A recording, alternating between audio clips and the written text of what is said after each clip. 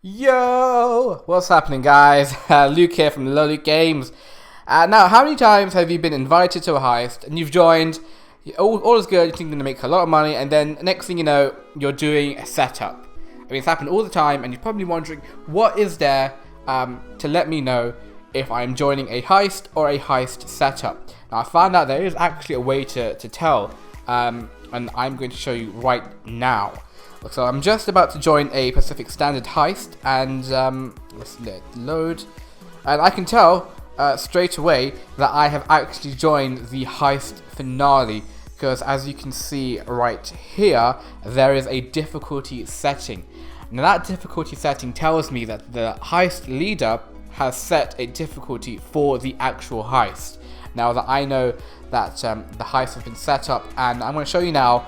Let's load it up, and you can see that I will be joining the actual heist in a moment. Okay, there we go, and there we have it. We've joined the what's it called, the percentages pages.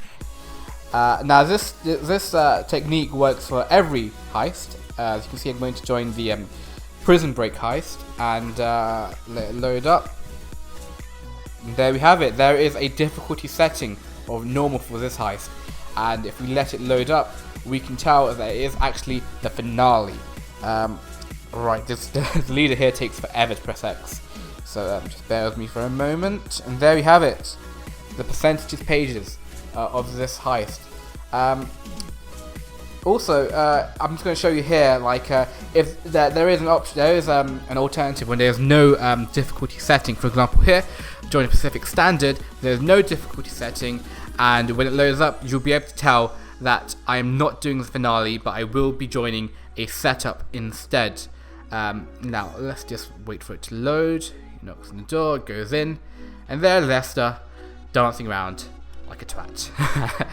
There we have it. So you can see none of the setups have been done, and I'm going to be joining the first setup. Now, how many times has that happened? And then you have to leave and this and that. Now, this technique works for all heists. I'm going to join Series A. And again, no difficulty setting, and when I join, you will be able to tell that it's going to be a setup. Now if you look at the back, you can see none of them have been crossed out, and you first meet Trevor, being his usual drag addict self. Yeah, there we have it. So if you can see, like, a lot of the heists were undone. Now with the prison break, there is another way to find out if you're joining the heist finale. Sometimes you get a dialog box which says break a high value inmate out of Bolingbroke Penitentiary. So when you join that one, we can see here now that there isn't a difficulty setting. So we know from before, from what we learned before, that this isn't going to be the heist finale, but it's going to be the beginning, the setup. So, Mr. Crest said we should talk about work.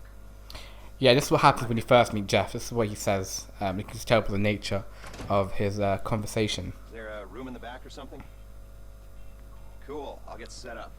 Now, sometimes when you join Prison Break, you get a different dialogue in the notification, in the invite, and it says break Reshkovsky out of Bolingbroke instead of break a high-value inmate.